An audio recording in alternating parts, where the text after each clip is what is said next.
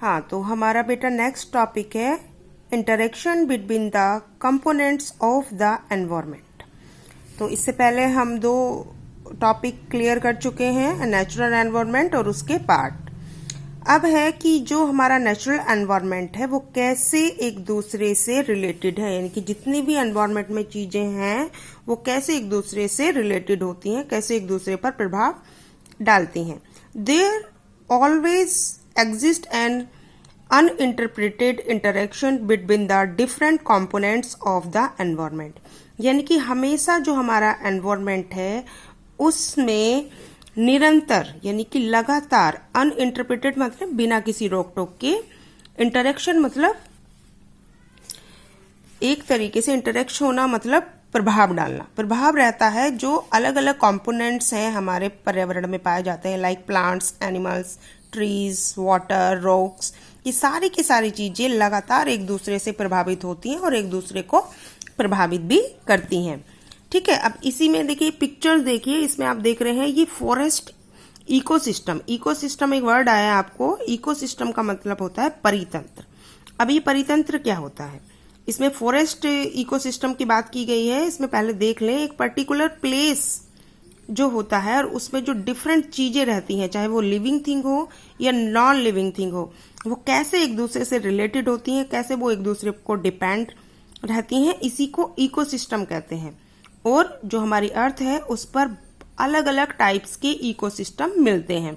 जैसे यहाँ पर ये फॉरेस्ट इकोसिस्टम की बात कही, पिक्चर्स दिखाई गई। जैसे कि देखिए इसमें क्या है, इसमें ये बर्ड है, ये एक फॉक्स है और ये रैबिट है। ठीक है, यहाँ पर ट्रीज दिए गए हैं, यहाँ पर एक और बर्ड है। तो ये क्या कर रहे हैं, ये फॉक्स है, ये रैबिट को खा रही है और ये रैबिट, ठीक है, ये रैबिट को ये बर्ड भी जब इसकी डेथ हो जाएगी तो ये भी खा सकती है। ठीक है, ये भी, ये और ये गिलहरी जो है, ये स्क्वायरल आपको दिख रही है, ये नीचे कुछ है यहाँ पर आ रही है, तो ये इससे रिलेटेड है। तो ये सब क्या है, ये सब एक दूसरे से रिलेटेड है। तो ये जो एक पर्टिकुलर क्षेत्र के ये लोग हैं, एक पर्टिकुलर जंगल में ये रहते हैं, फॉरेस्ट में, और ये एक दूसरे से संबंधित है, तो इसी को इकोसिस्टम, परितंत्र कहा जाता है। अब पढ़ लेते हैं इसमें, an ecosystem comes into being when there is interaction between all living organism. यहां तक पढ़े, पहले समझे कि इकोसिस्टम तब होता है जब कोई एक पर्टिकुलर क्षेत्र में सारे ऑर्गेनिज्म, लिविंग ऑर्गेनिज्म एक दूसरे से रिलेटेड रहते हैं, as well as between these organism and their physical environment. ये सारे ऑर्गेनिज्म एक दूसरे से रिलेटेड भी रहते हैं और ये अपने जो फिजिकल यानी कि भौतिक पर्यावरण है, यानी कि आसपास की जो चीजें हैं उससे भी संबंधित रहते हैं और उसको भी प्रभावित करते हैं। ए फॉरेस्ट, इसमें पर्यावरण के टाइप्स दिए हैं इकोसिस्टम के, ए फॉरेस्ट हो सकता है, ए लेक, ठीक है, और a desert are example of ecosystem. ये इकोसिस्टम के अलग अलग टाइप्स हैं। ठीक है, अभी और क्लियर कर देते हैं बेटा।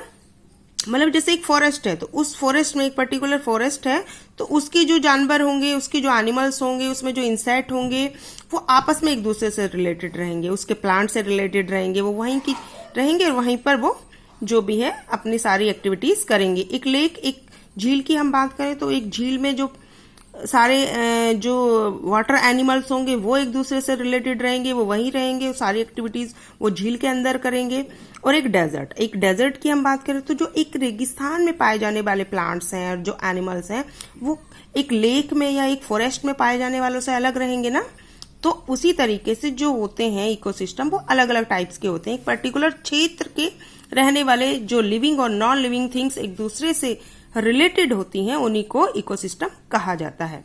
The organism found in any of those ecosystem would happily survive provided the condition remain consistent and favourable. अब जो इकोसिस्टम में जो एनिमल्स रहते हैं या जो भी कोई रहता है एक इकोसिस्टम में, पर्टिकुलर जो ऑर्गेनिज्म, जो जीव जंतु पाए जाते हैं, वो क्या करते हैं, वो हैप्पीली अपने आप को सर्वाइव करते हैं। वहां पे सर्वाइव मतलब रहते हैं, जिंदा रखते हैं।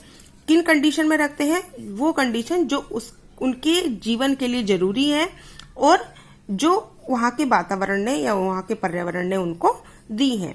अगर वो वहां पर रह सकते हैं तो सर्वाइव कर पाएंगे उन कंडीशंस में, अगर नहीं कर पाते तो वो उनकी वो नहीं रह पाते। फॉर एग्जाम्पल जो डेजर्ट है, डेजर्ट के एनिमल्स जो हैं वो पोलर रीजन में नहीं रह सकते, ठीक है, और जो पोलर रीजन वाले हैं वो डेजर्ट में नहीं रह सकते हैं।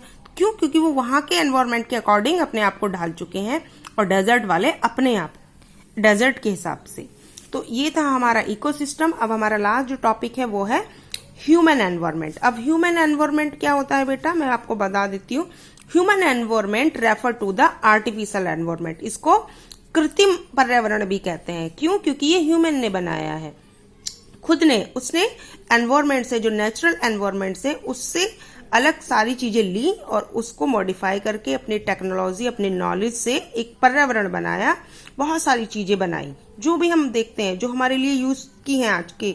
आपका घर हो गया, रोड हो गया, टेलीफोन हो गया, बुक्स हो गई, बैग्स हो गया, ये सारी की सारी चीजें ह्यूमन बीइंग्स ने बनाई हैं। वो सारी की सारी क्या होती हैं? ह्यूमन एनवायरमेंट में आती हैं, ठीक है।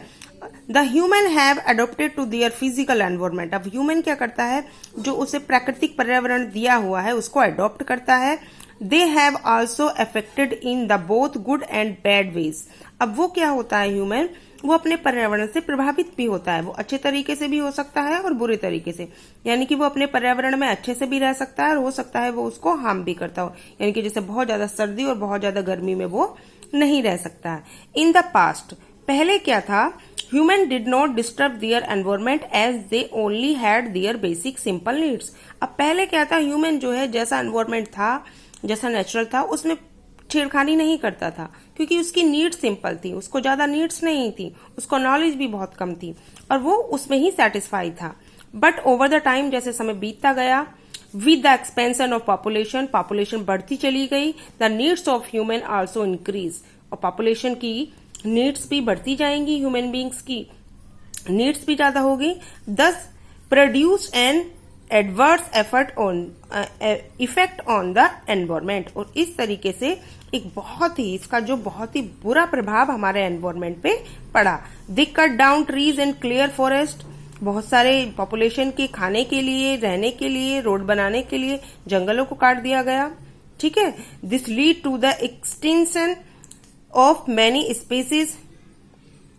इस तरीके से बहुत सारी स्पीसीज जो थी, जो जंगल में रहती थी, जिन फॉरेस्ट पर और अलग अलग जगह पर रहती थी, उनकी जगह को छीन लिया गया और बहुत सारे प्लांट्स और एनिमल्स जो कि पहले पाए जाते थे अब नहीं पाए जाते, बिल्कुल विलुप्त हो गए। एक्सटिंक्शन माने होता है विलुप्त हो जाना, यानी कि बिल्कुल खत्म हो जाना।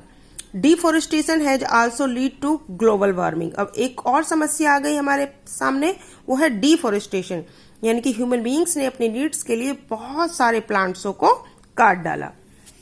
उससे क्या हुआ? ग्लोबल वार्मिंग की समस्या बढ़ गई। ग्लोबल वार्मिंग मतलब जो ये हर साल आप देखते होंगे, जो हमारा लेवल है किसका, हीट का, वो बढ़ता चला जा रहा है हर साल। वो इसी वजह से हो रहा है क्योंकि हमारे एटमॉस्फेयर में CO2 या अलग जो हमारी हार्मफुल गैसें हैं उनकी मात्रा ज्यादा होती जा रही है। इफ अनचेक्ड, यदि इनको नहीं रोका गया, द एनवायरमेंट डिग्रेडेशन, यानी कि जो एनवायरमेंट खत्म हो रहा है, unhealthy environment, the need to save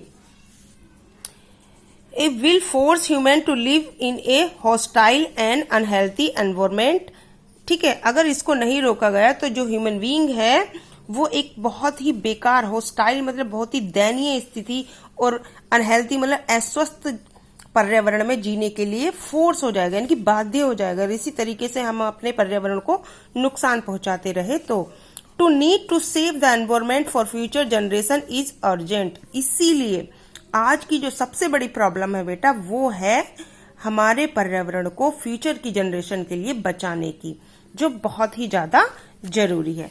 तो ये था हमारा लेसन नंबर 1 ज्योग्राफी का। आई होप आपने अच्छे से अंडरस्टैंड किया होगा, ठीक है। इसके बाद हम अपने क्वेश्चन आंसर करेंगे।